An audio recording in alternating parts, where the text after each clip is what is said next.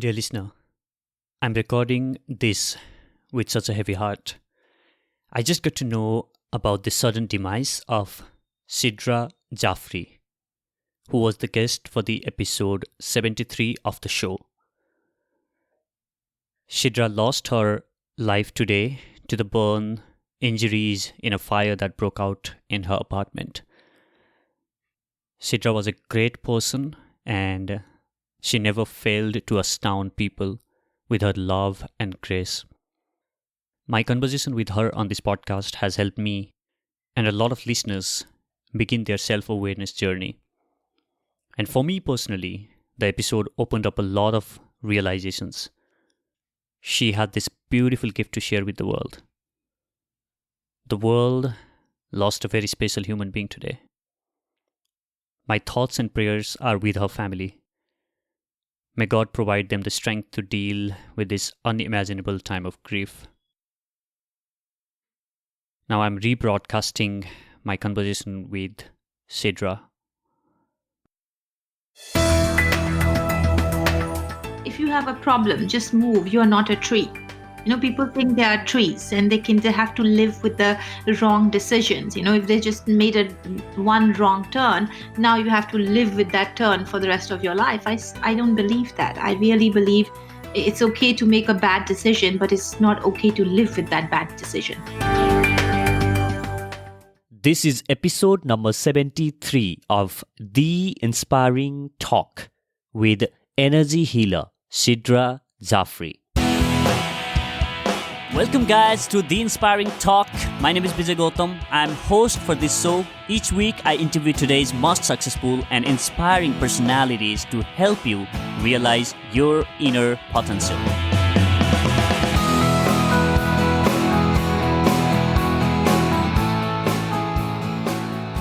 I have been asking questions to people on this podcast for over 2 years now, trying to understand their journey and know them, who they are as a person, to make sense of their journey and connect the dots of why they became who they are. But last month, I realized I have never asked myself questions about why I behave the way I do, why I think the way I do, or where my beliefs about a lot of things in my life come from. I also realized majority of us never question our own beliefs and thought patterns.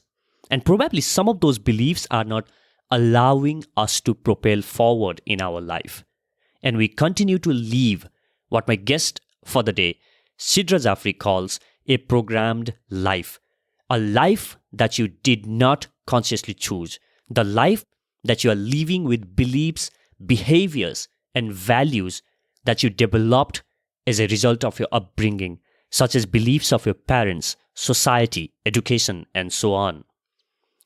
So finally, when I questioned my own beliefs last month, I had several realizations about my beliefs and thought patterns, which I have never paid attention to earlier. And I feel way more relieved and lighter to have those realizations because I could choose to let go of non-supporting beliefs and replace them with more empowering ones. And all of this started for me as a result of my interaction with Sidra Jafri and reading her best-selling book, The Awakening: 9 Principles for Finding the Courage to Change Your Life. Now, Sidra is an international keynote speaker who travels extensively to share her insights on awakening principles. Highly successful energy healer and founder of School of Awakening, a global online school and consciousness hub. Sidra runs her retreat called Soul Spa around the world to help people shift the issues holding them back and transforming lives of many in areas such as wealth, relationships, and overall well-being of their physical, mental, emotional, and spiritual self. On this episode, Sidra demonstrates how you can let go of your non-supporting thoughts and replace them with empowering one using her highly effective tool called ABC, or Access Your Body's Consciousness. We also talk about power of asking questions to yourself, how you can raise your awareness, and a lot more. Without further ado, let me welcome Sidra Jafri.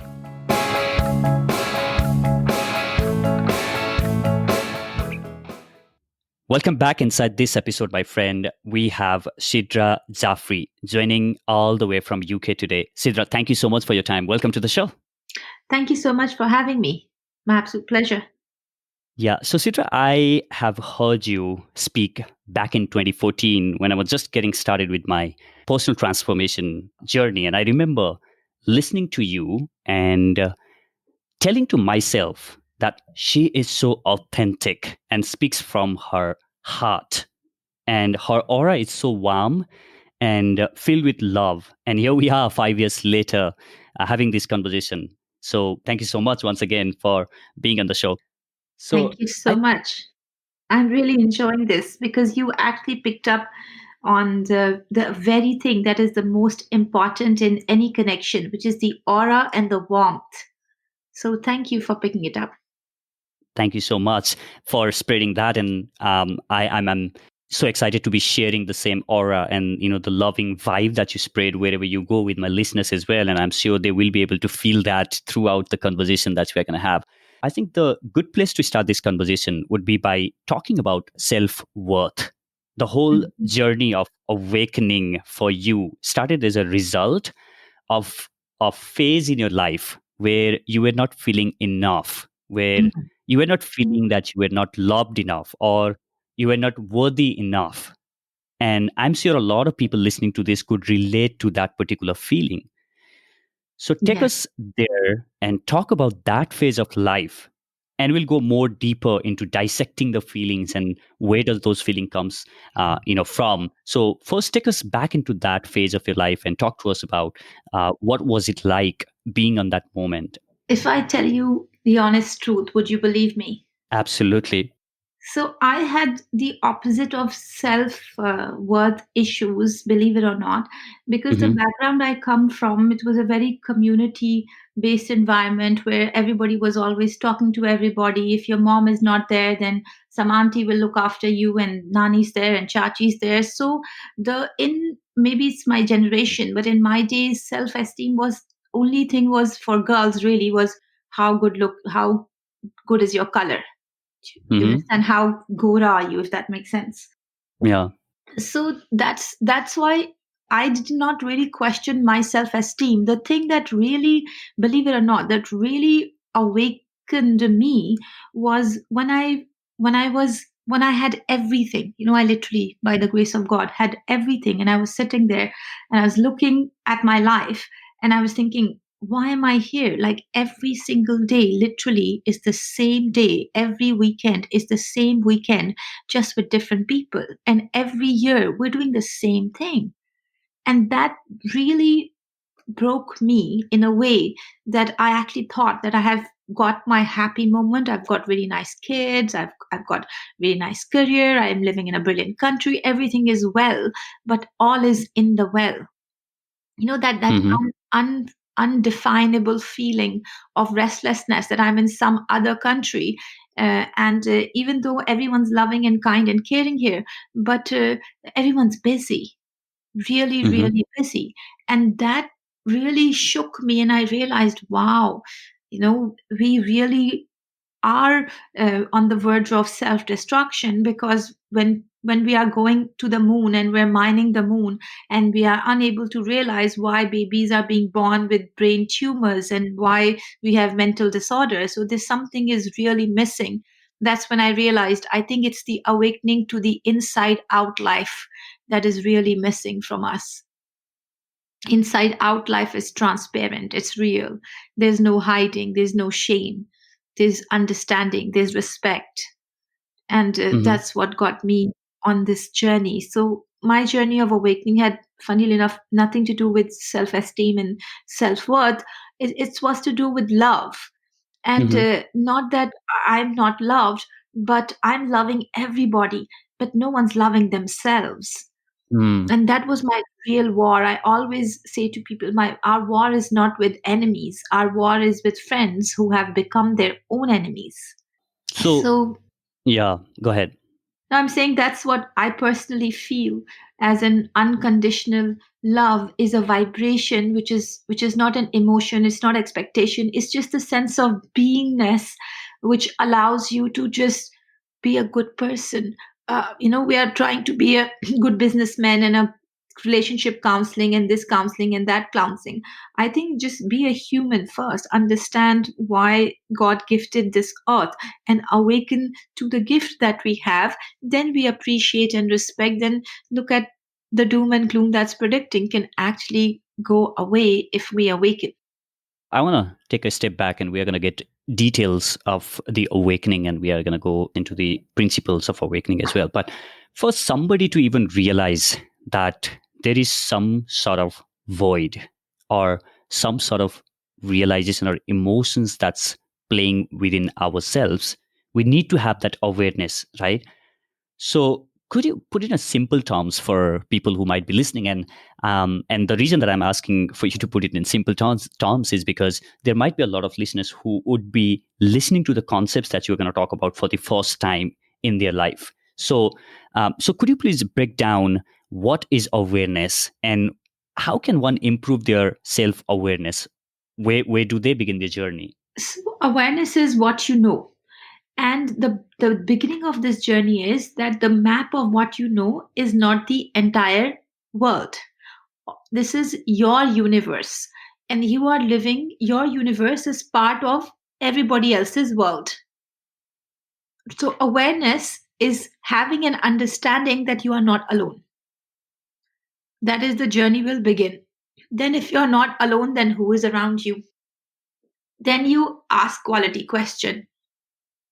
Then Mm-hmm. most people when they ask questions they look their parents around them, and the first time when a baby hears the voice they subconsciously associate that voice with the God's voice. And I have a feeling that collectively this not good enough feeling, this not worthy enough feeling, it's a misunderstanding from us coming to earth and thinking it's a forbidden apple, but really it was the first apple in the Garden of Eden that was born out of love.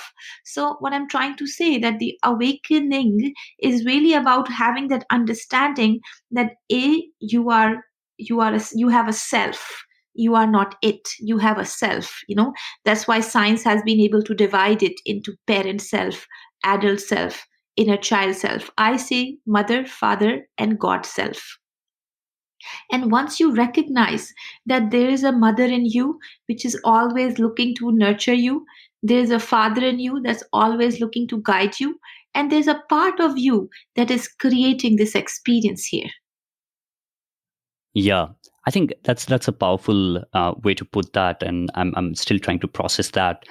So there's a mother in you, there's a father in you, and there's a you who is trying to get the experience. I Who's think that's a co-creating? Yes. yeah, and I think that's a beautiful way of putting that. And going back to what we've discussed a bit, and one of the things that you have said as well about this self worth and feeling of sense of lack or Mhm.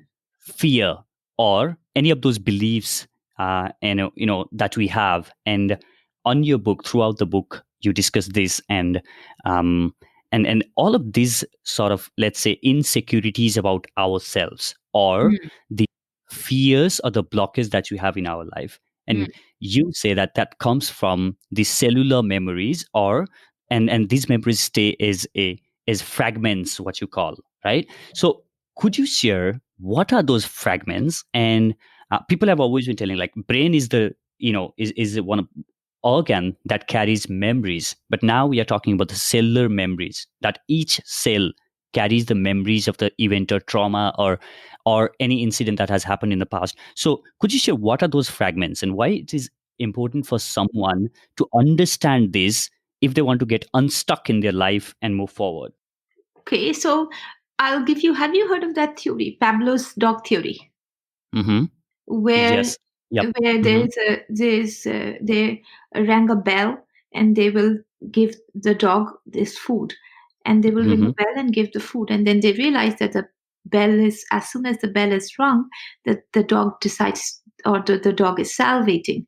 That's exactly what memory, remembrance, or recalling looks like in the real world, that the saliva in the dog's memory did not know the food is here or in the mouth or not. As soon as the bell rang, it started to salivate because it thought the food is here. And that's what core memories are. They are your membrane that helps you reference and save time in consciousness. You know how many times do you pop a balloon? Once a balloon is popped, right? You don't Mm-hmm. try and reconstruct that balloon and do it. So what you do with those pieces of the balloon? You put it in your cells and you divide them into different pockets of core memories, we call it. And the core memories are only 5. A Mm-hmm. love is a core memory. Your fear is a core memory. Your sadness is a core memory. Disgust is a core memory. So what are the core memories? When you have these core memories, once it happens, it creates an imprint in your brain. And then next time, even if your brain feels threatened that this is going to happen again, it's create a zzz, like a disruption in the Mm-hmm. membrane, and scrambles the idea of even going there. And that's why I call it ABC, because anybody can understand and go down the memory lane and ask quality question about their belief system, about their laziness, about their fear, anything that they want to find out the answer. They can ask themselves this question, say, hey, what part of me is creating this in my life right now? So now you are talking about putting those fragments together and probably replacing those memories that you have with the more empowering ones, right? Yes, So, yes, yes. yeah, could you go in detail and talk more about this process, what you call ABC, right? Access your own body's consciousness, and how it can probably help in somebody replace those, limiting, or maybe let's say memories that is not empowering with the more empowering ones. So can I give you a demonstration? Shall I? Absolutely. Wonderful. I would love that. So tell me, what's your biggest fear? All right. So my biggest fear. Hmm. I have to think. Now. That's the So my. beautiful thing about fears. Fears Mhm, don't live in our conscious memories. mhm, Fears live in our trigger memories. mhm. And so does anger. So tell me, what makes you angry the most? Let's say when I want to do or achieve something, and when I'm not doing it or putting enough efforts on making it happen, and probably that's what probably make me angry. Angry. And what's that feeling that makes you angry? The feeling of not accomplishing something. Not accomplishing. Okay. So if you could close your eyes and take a deep All breath right. in. Now tell me if that feeling of not accomplishing could live in your body, that anger, that feeling. Where do you see, sense, or imagine it that it lives in your body? So I can feel that on my shoulder. Okay, take all your attention, all your awareness onto your shoulder, and tell me Mhm. what number is that feeling between 0 and 10. 10 being it's really intense, and 0 being it's nothing there. I think it's somewhere around 5 or 6. Does it have any color? Mm, is that red? Red. Okay. And does it have any shape? Circle? Circle. Okay. And the texture, can you feel any? Is it a feeling there? Is it an emotion there? I think it's a bit of a feeling there, Beautiful kind of feeling. a tickling or something. Tickling. So allow that red number 5 energy to leave your body. So it's spiraling out, it's spiraling out. It's leaving your body. I'm standing in front of you, the Hmm. person as a person. If that Okay. frustration, not accomplishment, if that feeling could look like somebody, who would you think it would look like?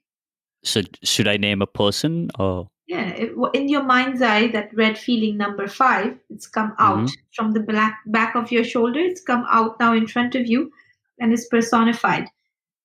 Can you see, sense anybody or anything? Okay. Sure, I can Okay, I'm see. asking you. So yeah, I can see a person standing in front of me.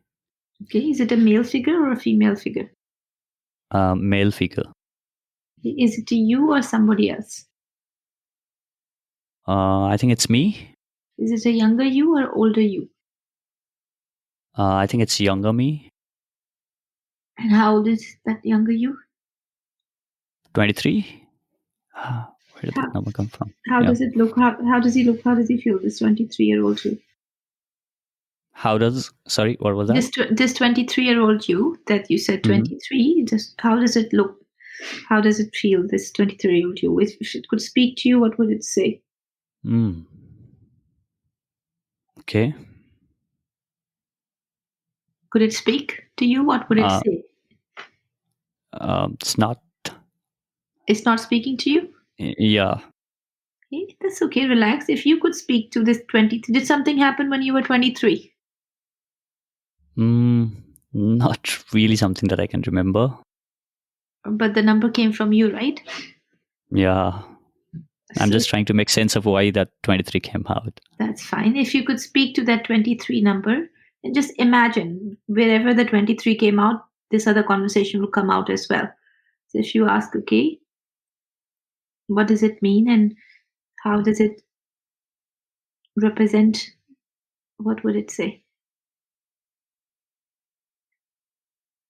It's just blank. And if you could speak to it, what would you say? Go away.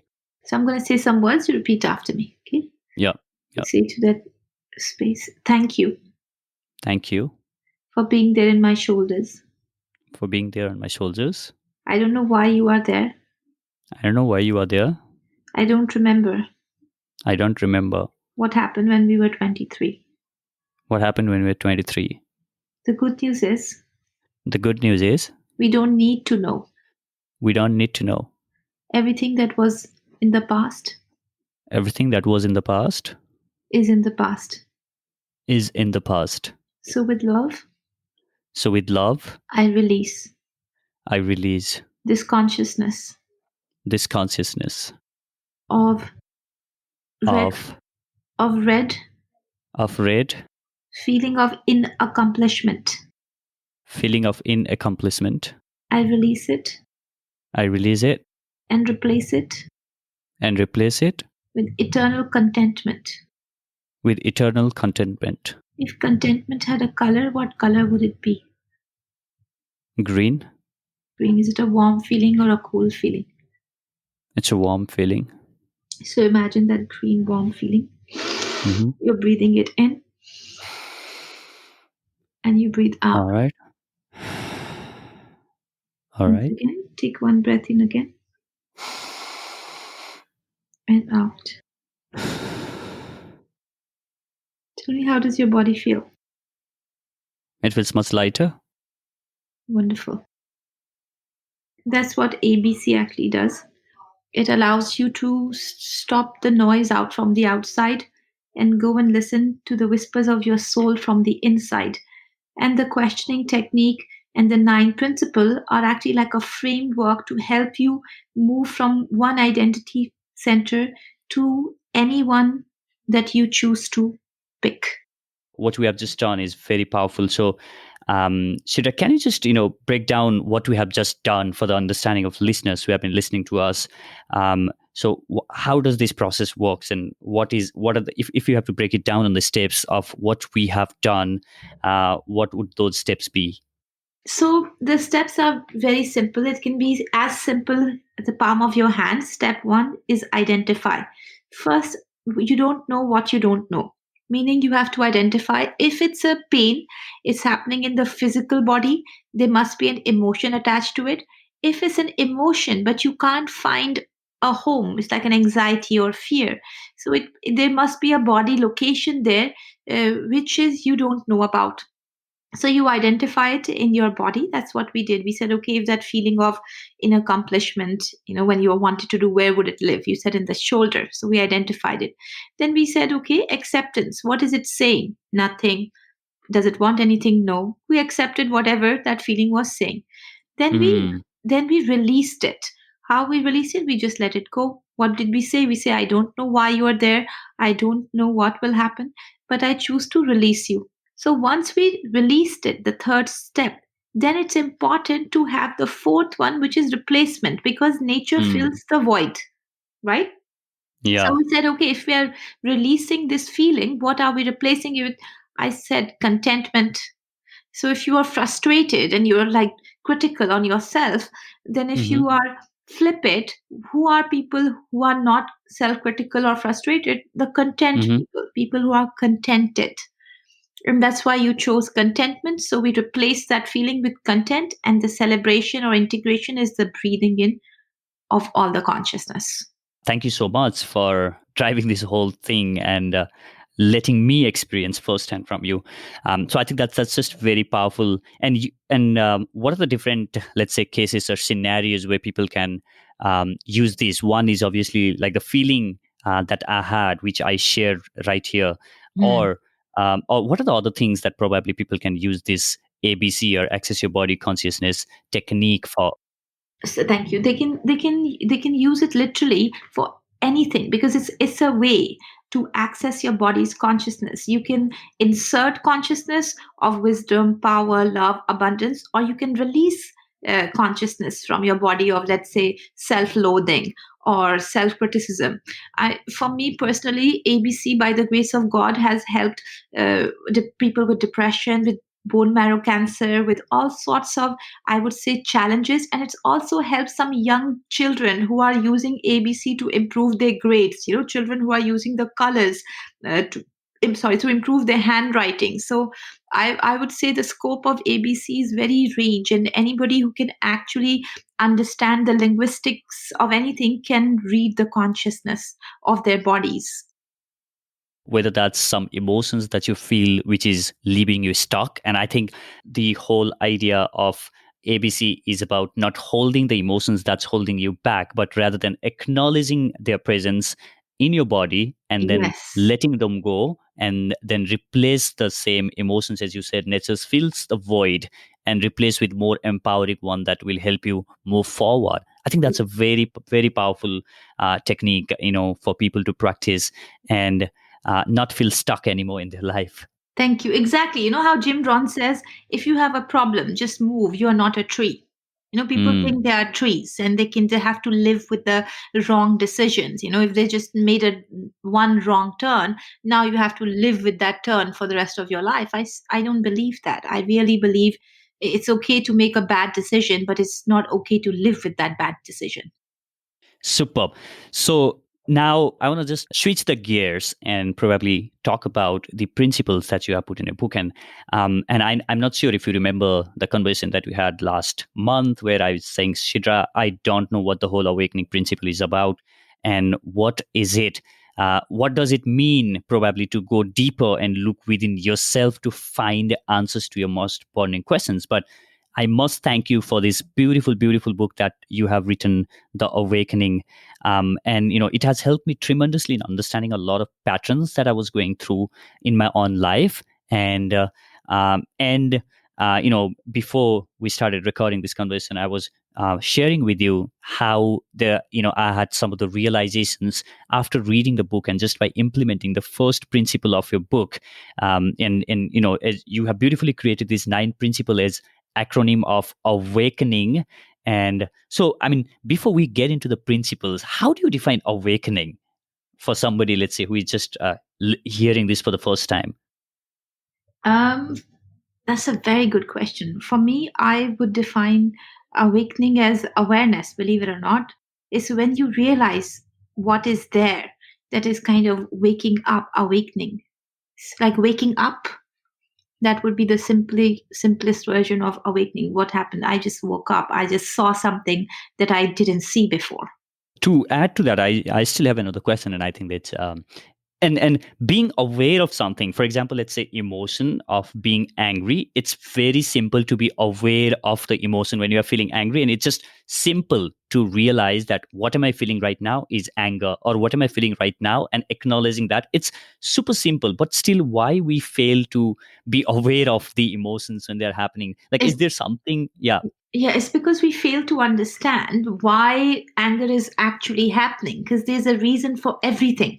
So anger is just a sign of disappointment, Hmm. where the anger is, oh, I expected something and that didn't happen. And if you're unable to surrender to the situation, then you become angry.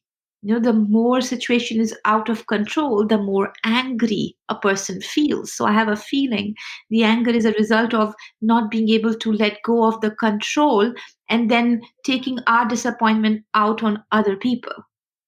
Yeah, so just being aware about your emotions shifts a lot of things for you, and that's something that it took me a while to realize. But whether that's taking control of my emotions, and or whether that's being angry, or whether that's any other form of emotions which is not serving you, and just being aware of the fact that what I'm feeling right now is anger, and I should, and why am I feeling anger? And then and then you start asking the questions, and which is Yes, exactly the first principle of your book, right? Ask quality quality questions, questions, which is correct. so empowering. And as I was telling you earlier, that I have been asking questions to people on this podcast for over 2 years, and trying to peel the layers of them and understand who they are as human.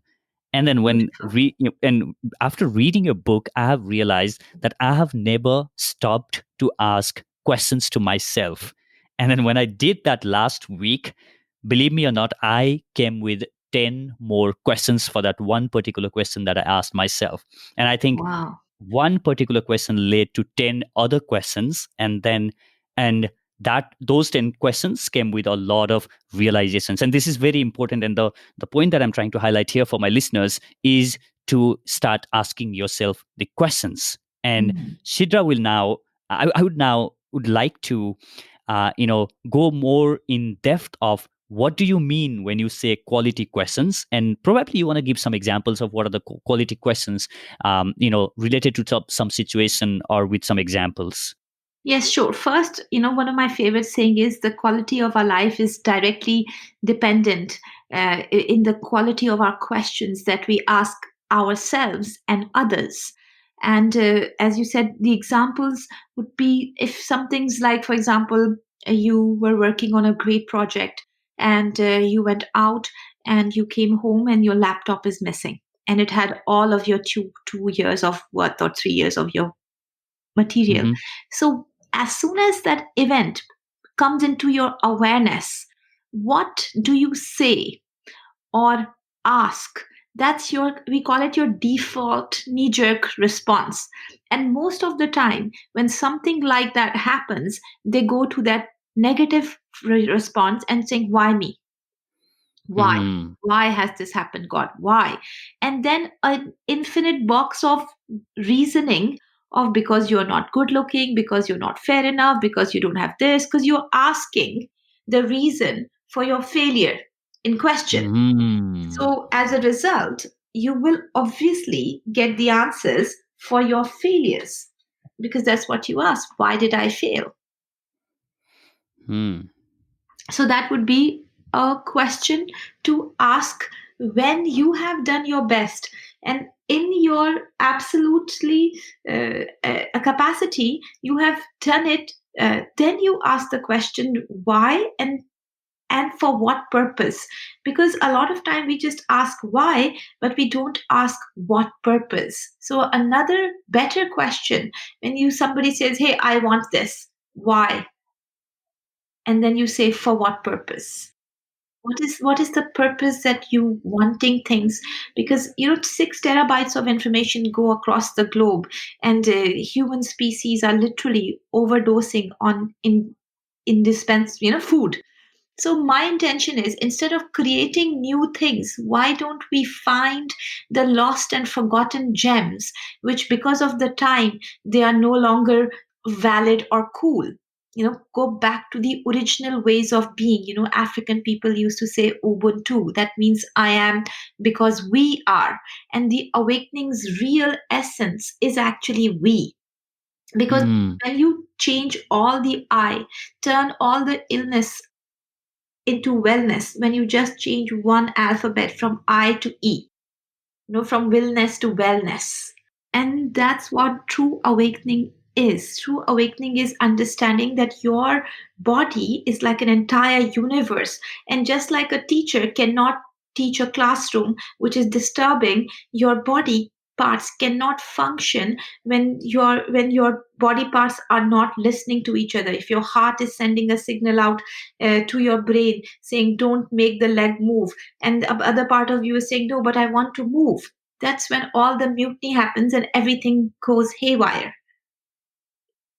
So Mm. my way of ABC is not only connect the consciousness of what you are feeling, but also connect the consciousness of your own subconscious mind, your own superconscious mind. Have this collective group of consciousness, pool of information that you can seek guidance from. Because I feel everyone must have their own board of advisors, which is their part of their consciousness that is giving them insight on their blind eye. Now, looking at the awakening principle, and obviously we would not definitely be able to go into details of each of the 9 principles, but can you quickly, summarize the awakening principles for the listeners, and so that they get a feel of what the whole awakening journey looks like? Sure. So let's begin with when we said, okay, what happens when you pop a balloon? You become aware. Then you realize your body parts are not just rough; they are actually end centers, 9 chakra centers. So imagine that your central spine has chakras, and it has A in the base chakra, and it says, "Hey, ask quality question," and then you say, "Why?" Because you have to work on you. That's the sacral one. Said, why do I have to work on myself? Because you should know that awareness is the key to everything. And say, then you go to the solar plexus. That is, awareness is the key. Now you got the key. Say, hey, what do I do with this key? Then you go into the heart. That is knowing versus owning, because your heart is the only judgment parameter that can tell you if this is true or not. That's why the wisdom center of the heart math says your heart is a lot more powerful, wise than your brain. Then after the heart, you open up the key from knowing versus owning. When you owned all the information, you go into the throat. You realize, hey, no judgment. There's a freedom of speech. I can't judge anybody, and there's nobody to judge. That's what your uh, throat says. Actually, I lie. After K, which is knowing versus owning, you enter into and everything is energy. I'm so sorry. My E and I are mixed. On your throat, it is everything is energy. So you opened up knowing versus owning, you owned the space, and then you realize, oh, everything is energy. You can say and speak anything because everything is everything. Then you go into your third eye and you realize, oh, even though everything is energy, but still there is no judgment. I have to use Mm. my discernment. So when you go into your vision eye and you realize, oh, there's no judgment, but if I don't judge anything, then I will be in the abyss of nothingness. So in order for me to actually live in this dimension, I have to use discernment. I have to have choices. So now in the vision center, you have got choices. And that choices brings you to the next principle, which says it takes one to see one. That's your choices Mm. pool. That's the fragmentation of the consciousness that you decide to divide yourself in different pockets. We call it shadow self. And then once you have integrated that, you go into the eighth principle, which is nothing is missing. You realize, hey, it takes one to see one. I've got everything within me. Some parts I can see, some parts I can't see, which means nothing is missing. Once you open the area of nothing is missing, you realize, oh, if nothing is missing here, what do? I must grow. I must evolve. And that's when Mm. growth is inevitable, comes in the play, because every rosebud must come a flower, every acorn must be a beautiful oak tree. Same with humans, that every young mind must be encouraged and nourished to be something great.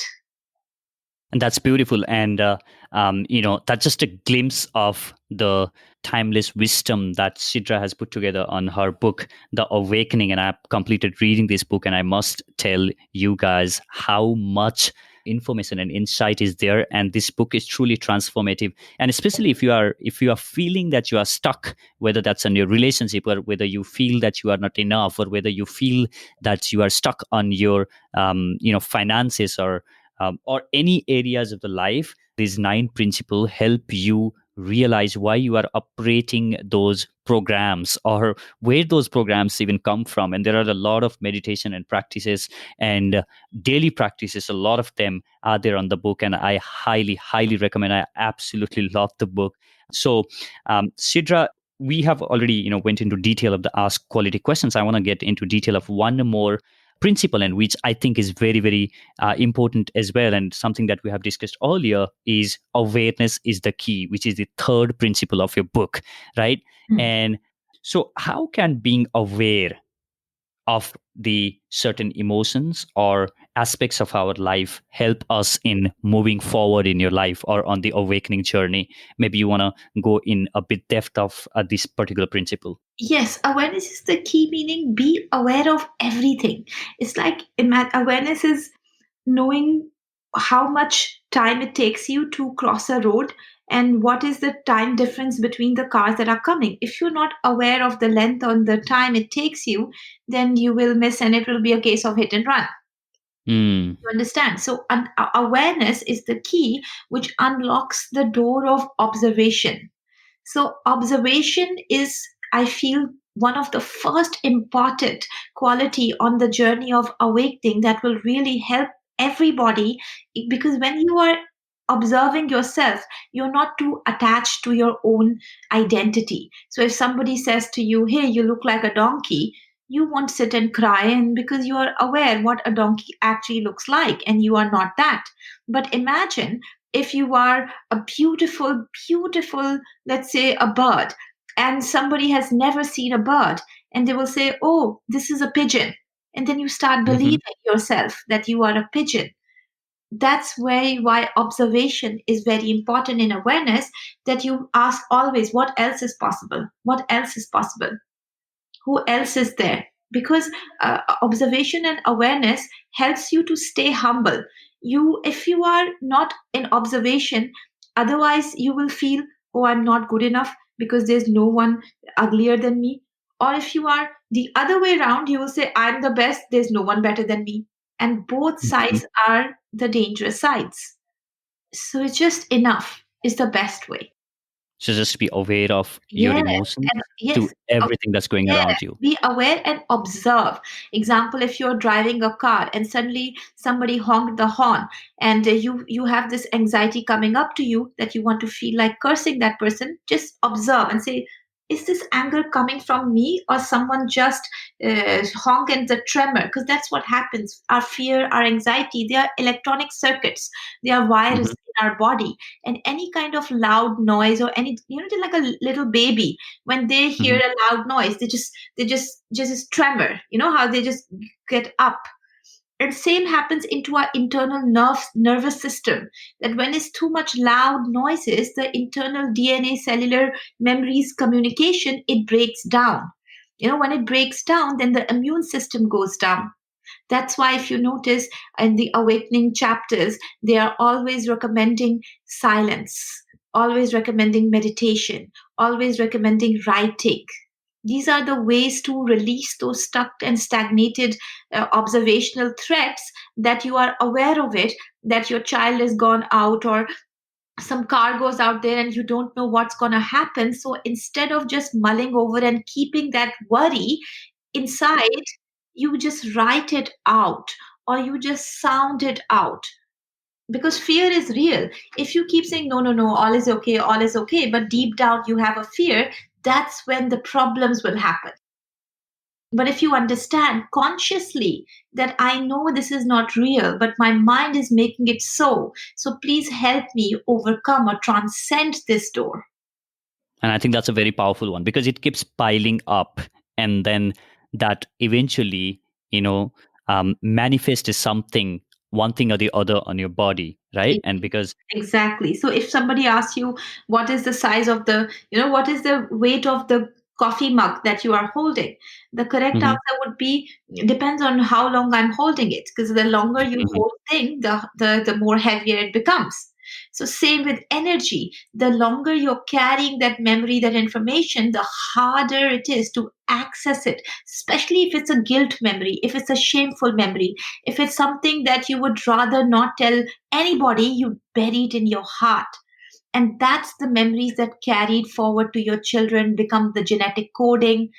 And that's why I feel the genes, which are really the crux of all form, we have to really be aware of the conscious genetic information that we are saying to our children. A lot of time mothers say these things, money is not grown on the trees, or father says, who do you think you are? These words literally go in like a script in a child's mm. mind, and they start to live that, they start to believe in that. And that's where the problem is, that we are not even aware of our own words. We are not even aware of what we have been saying to ourselves. And I feel the word observation is not an observation for everybody else, but how am I looking? What's my character? What's my behavior? What's my personality? And what's my attitude? Because if you truly want to live an awakened life, you only have to work on four things, and that's your own personality, your own character, your own behavior, and your own attitude. If you Mm. work on these four things, and that's what Nine Principles does, they help you to work on your personality, to help develop an attitude of a champion. I want to ask you one more question before we go for the enlightening round. And so you talk a lot about manifesting dreams, Correct. and I'm sure you do practice yourself. So how do you manifest your dream, or give something that people listening to this can implement right from today on manifesting the dreams or the goals that they have in their life? Personally, for me, my favorite way of manifesting dreams is silence and praying. Hmm. Because if you really want to materialize something, tell it to nobody, but only to God. And then every day, keep talking to God and reminding God instead of reminding people. You know how we remind subordinates, have you done this? Have you done that? Have you? I allocate a part of me to God's voice and say, God, have you done this? God, have you done that? And I Hmm. say nothing to nobody, and it just materializes because any God never misses. So that's why I don't even try anybody else. I said, look at Tirupati Mandir in Hmm. India, it's the biggest, exchange of business. And I realized all these spiritual people or conscious people, their best business partner is God. They say, Hmm. God, you make my business grow and I will give you this. You go to mosque, you go to church, you go to synagogue, everywhere you go, there is an exchange. There's a light exchange that is happening. And you look around and you find these religious centers and hubs are the best platform to do business with God. And then when that got corrupted, the spirituality started. Right? Can Yeah. you see this? I say to people, religious people blame everything on Satan, spiritual people blame everything on ego. Hmm. And Hmm. awakened people say everything is on light because everything is energy. That's us. Now, Sidra, it's time for the enlightening round. Are you ready for this? Yes, yes. So, what inspires you to do everything that you do? My love for children. Which one daily habit do you believe has been game changer for you in your success journey? Hug 20 seconds a day. One hug, 20 seconds. Every day. That's so beautiful. Could you share a book or two that has influenced you personally in the recent past, obviously, other than yours? Yes. Blink by Malcolm Gladwell. That's one of my absolute favorite. And I really recommend a Conversation with Gods. I don't know if it's Gods or not, but it's gone by Neil Donald Walsh. Neil Donald, yep. I really respect these two books. If you were to start this journey all over again, what are those three things that you think you would have done differently? I would screamed a little less. Uh-huh.